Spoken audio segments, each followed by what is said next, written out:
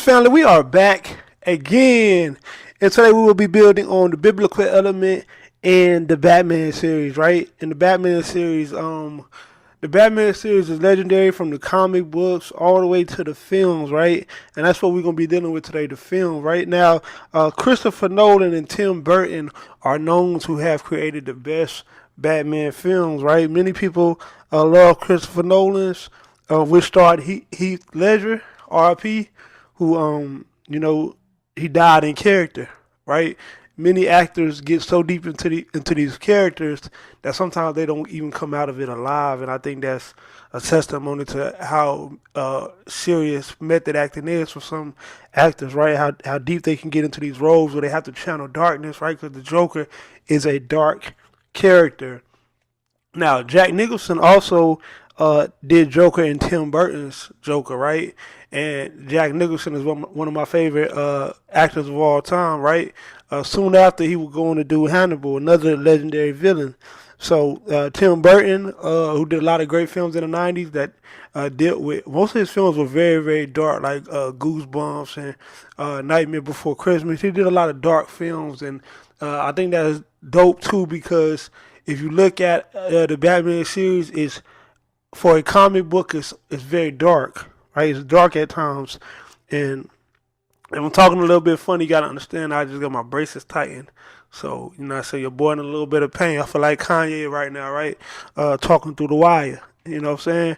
But not on no police shit. You feel me? Now let's get back to it. Now, Christopher Nolan and Tim Burton. So these are legendary film creators, right? Christopher Nolan recently just did. He's gonna do the Odyssey this year, sometime this year. I want to say November, and also last year he did the Oppenheimer, right? So he's known for doing legendary films, right? Now, with that being said, we're going to get into the breakdown of the biblical elements that go into the Batman series, right? Many comic books and many films all deal with a certain pattern to them, right? A lot of deals with the hero's journey. You usually have your for a protagonist, you have your antagonist, you have your climax. All the elements that go into play and come out of the Shakespearean element are always usually into many of these films, and also a religious element is into these films also because not to disrespect anybody's religion, however, the King James version of the Bible also has a Shakespearean element to it, right? And that may be where you get some of these, these same type of elements that go into, uh, you know, playwright, right? Now, when we look at Batman, if you really look at the Batman symbol alone within itself, right? If you really look deep into it, you will see that it is shaped like a cross, right? And a cross is representative of for it's a Christian symbol, right? It's a Christian symbol that goes back to Ethiopia, right? Ethiopia is the first place that you see the cross, and it's many versions of the cross. Many people don't understand that, but it's many versions of the cross. And if you look at the Batman symbol, it mirrors a cross, right? You see a cross. Uh, Now, the swastika is also a cross, right? That's where the Nazis got that from, and you have to understand that the Nazis were Christians also. They were Christian nationalists. The Nazi and the nationalism, right? The nationalism. So they used a cross also for their symbol, but of course, that symbol was pushed for hate and separation, right? Depending on what side of the history that you view them from, right? Now, again, this Batman symbols a cross, and it's also in the sky in many of these films over a city. As we know that when you deal with the Bible, you are dealing with, a heaven and a hell, right? So, um, and the city of Gotham is dark, right? And in the sky is a light shining to the symbol, which is a cross, right? So there goes your biblical element in that alone. Now, when you look at the at, one of the posters of the Batman series, you also see the cross again, right? As it's almost looking like through a scope, it's shaped in as a cross, and then you have the characters built in like a cross symbol also, right? So when you look at film posters and you deal with decoding films and the esoteric elements of films, you can always look at posters, and posters will give a lot of what the film is trying to decode or tell you, right? Uh, not to the not and if you're really into decoding, you start to see these things like you start to catch on to seeing having an eye for this type of stuff, right? The regular person who views the film just he looks at it through an entertainment eye, which is fine also, right? But also a writer, a great film writer, is is like a great MC, right? He puts things in metaphors and similes, and it's a lot of decoding that you have to do to really understand this art. And everybody won't get it, as we say in the hip hop world. It goes over heads, right? And that's what makes these films able to decode is the writing style, right? It's not going to just come out and tell you. You have to be able to decode and look into it, right? And it's fun for decoders such as myself, right? So Gotham City represents Sodom and Gomorrah. Sodom and Gomorrah in the Bible was a city that had become ruled by wicked behavior, right, amongst the people, sinful living, right, sinful living in abundance, right, and that's why Gotham City is so dark, right? Gotham City is dark. Um, Again, in the Bible, you deal with the darkness and the light, and that Batman symbol, which is the cross, is always shining in the light in the sky, right? In the sky, that's your heaven and hell. That's your heaven and hell. That's your darkness and your light, right? And that's why Batman is needed in this city, right? He's needed in the city of Gotham, which is Sodom and Gomorrah, right? In modern day version, almost like a Christian missionary, a Christian vigilante, in a place that is dark and full of ungodly behavior, right?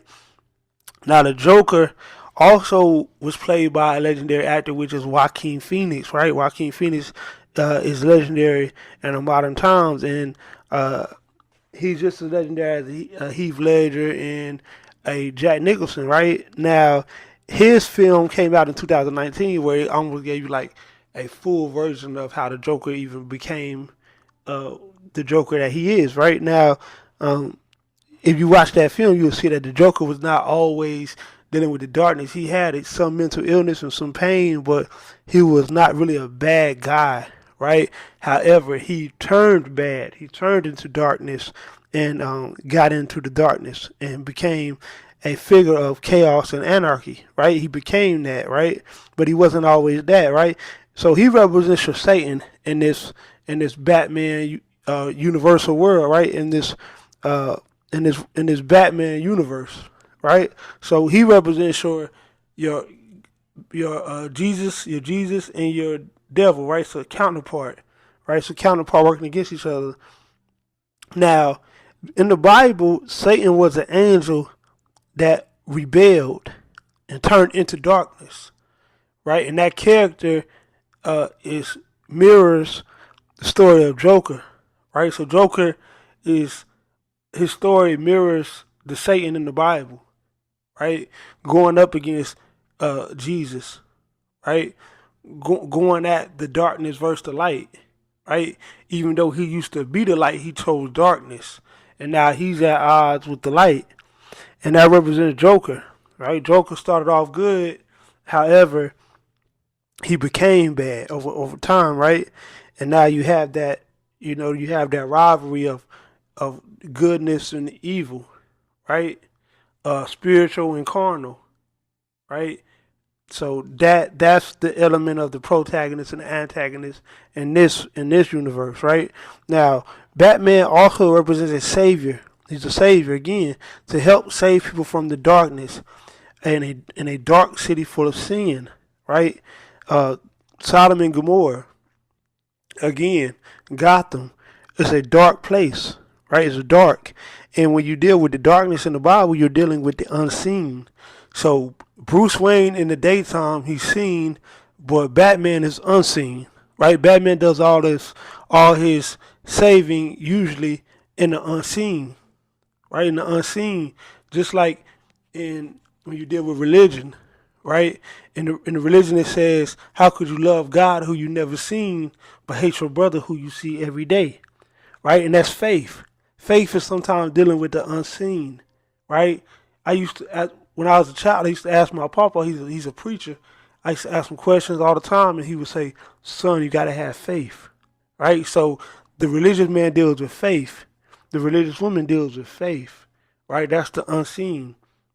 So when a woman is pregnant for 9 to 10 months until this baby's born, it's the unseen, right? It's the unseen in darkness, the darkness of the womb, and then you just after that 10 months, then you finally seen, right? So that's that's an example of dealing with the unseen, and you have to have faith that this kid comes out perfect and guided by God. You see what I'm saying? So that's how biblical. That's how a biblical or a religious person sees an act of dealing with the unseen and having faith, right?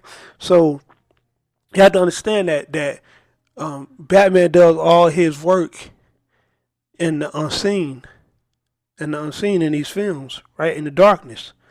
So that's an element also. Now, even in the titles of these films, they have like The Dark Knight Rises, right? The Dark Knight Rises. That's a mirror of Jesus rises, right? Jesus came back and rises. So again, these biblical esoteric references is all in the films, and even sometimes it's even so blatant it's in the title, right? You just have to look. Now, Robin represents the followers of Batman, right? There's been several Robins. By the way, I want to say it's been 6 Robins, right? And this character represents the followers of Batman, right? The disciples of Batman, the followers. Now, as we know, Jesus in the Bible had followers. He had followers that followed him, helping him save people and helping him, do his work, helping him do his work and pass on the message. And and the Robin character represents that, right? He's a follower of Batman. He studied him and he wanted to become that, right? He wanted to become that, and he got took under the wing, right? So, not to stay too long, but that covers this biblical element of the Batman series, and the Batman series is legendary, right? What's your favorite Joker, by the way? Did you like Heath Ledger, R.I.P.? Did you like Jack Nicholson, or did you like Joaquin Phoenix? Right, all three kind of brought different elements to each film, and all three brought to me were all great at the way that they did it. Right, I'm gonna lean a little bit towards Jack Nicholson, but I'm a '90s baby, so you know what I'm saying. You gotta take that with a grain of salt, right? Have some bias. Now, before we get up out of here, I'm gonna briefly touch on He Got Game, right? Jesus, right? This is also a biblical based film, right? Jesus, right? That was the character that Ray Allen played. Jesus, and he was saving his family, right? Jesus is the basketball player that's saving his family, right? He's saving his family from the project lifestyle using the basketball, right? Using the basketball, and everybody's depending on him, right? And even though you see, like in the film, you see the cross, Jesus on the cross, right? It's in the name. Jesus always rocked the Jesus piece. He always had the cross on his necklace. Uh, even down to the hat. When Spike Lee was making the film, he would have the cross hats with the basketball, right? So this is obviously a little more blatant, but Jesus died at 33, and then you got Ray Allen rocking the number 34, right? So this again represents the biblical element in many of these films, all the way down to when the mom dies and he got game, right? Denzel and the mom, you know, Denzel gets into it with his son, and the mom gets into it, and uh, you know, she ends up getting pushed. She ends up getting pushed and falls and hits her head, and she dies. Right, she dies. But before she dies, they were having dinner. Right, they were having dinner at the table before that fight happened, and this dinner at the table, this dinner scene represents the Last Supper in the Bible. Right, as this was literally the mother's Last Supper, right? And it was the family's Last Supper together because the father, as we know, Denzel would end up going to prison later on, right? And even if you look at the table, right, if you want to be real kind of cynical about it, you can look at the cross element as they are all seated at the table, right? It's like a cross the way they are uh, positioned at the table, right? So so that's He Got Game and the Batman series that we just broke down, and Jesus, right, is his father is coming to save him, right? He's coming, gets out of prison to come save him, right? Come pursue him and make right by his mistakes, right? So many of these films are, a little bit deeper than what they may appear, right? And I was watching a cartoon with my daughter the other day. It was In and Out, I believe, in In and Out 2 or Within 2, something like that. You know what I mean? I'll put it on the screen, but it was a esoteric film, right? Many of these cartoon films or even these uh, Marvel and DC comic books are some of the most esoteric things you can get into, right? As we always say, science films and science based comics have always allowed the most esoteric information to be uh, put into film or be put into series, right? So that's just that will conclude that breakdown, right? On that note, family, we out. Peace.